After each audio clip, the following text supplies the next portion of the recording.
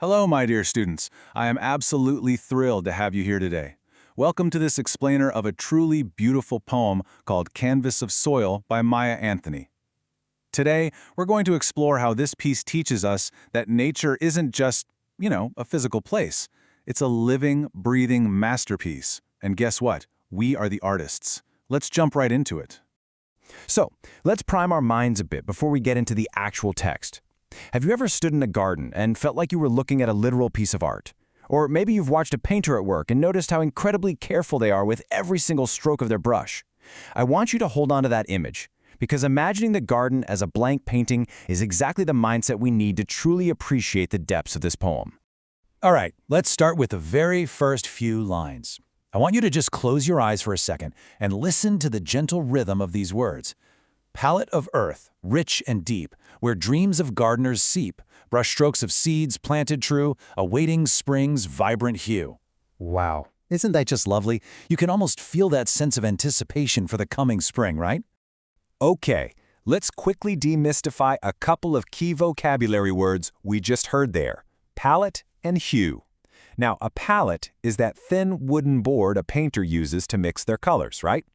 And a hue, well, that's really just another name for a shade of a color. The poet is so beautifully telling us that the dark soil is literally a painter's board. It might look plain and brown on the surface, but underneath, it's holding all those vibrant dreams and future colors of the gardener. And honestly, this is such a brilliant illustration of a metaphor. Look closely at how the poet says brushstrokes of seeds. Notice how she isn't saying the seeds are like brushstrokes. She is telling us they literally are the careful brushstrokes of this garden painting. Just like a painter deliberately places paint on a canvas, a gardener thoughtfully and precisely plants seeds in the earth. It requires the exact same level of artistry and care. Now let's move along to the second stanza, where we actually get to see the beautiful results of what happens when those planted seeds finally start to grow and flourish. The poem continues like this. Blossoms bloom, a painted sight, dancing in the morning light, shades of green, red, and blue, nature's artwork, ever new. This particular stanza is just incredibly rich with a literary device called imagery. Now, if you remember, imagery refers to words that basically create mind pictures for us. Through the poet's words, we can vividly visualize those bright red, blue, and green flowers blooming right in front of us. The language is so incredibly descriptive, it practically paints the canvas directly inside our minds.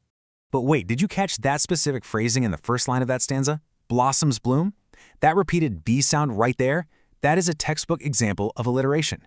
Using the same consonant sound at the beginning of closely connected words is what gives the poem this highly musical, sort of bouncy, rhythmic feel when you read it out loud.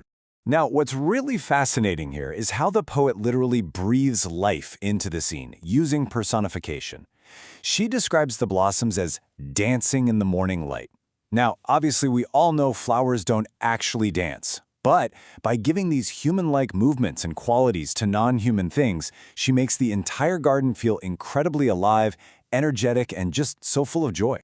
Okay, let's bring in the final stanza to really uncover the poem's central idea. The poet writes, "Each plot a canvas wide, where art and life coincide.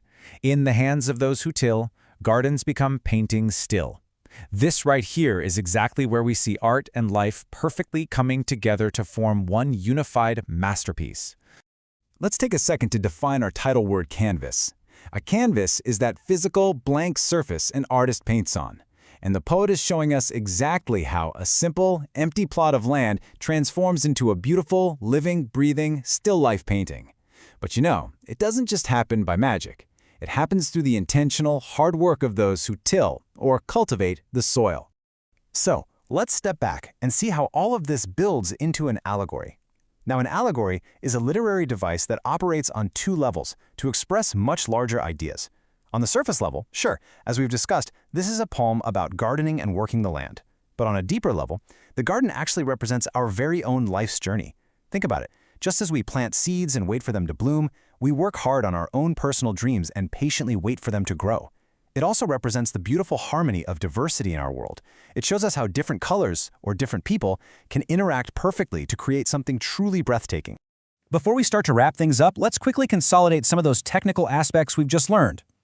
Notice the poem's structure. It uses a highly organized ABB rhyme scheme. For instance, deep rhymes perfectly with seep, and true rhymes with hue. This gives the poem this incredibly neat, ordered structure, which is so much like a well-kept garden plot, right? The poet's tone here is distinctly appreciative. You can tell she truly values nature's artistry. And the mood, which is the feeling it creates for us as the readers, is just overwhelmingly joyful. So the really crucial takeaway here is that you, my dear students, are the artists of nature and, more importantly, of your own lives.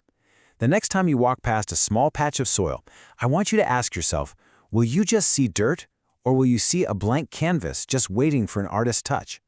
I really want to leave you with that empowering thought as we come to the end of today's explainer. Please keep noticing the art all around you, and never forget the incredible power of your own brushstrokes. Bye for now.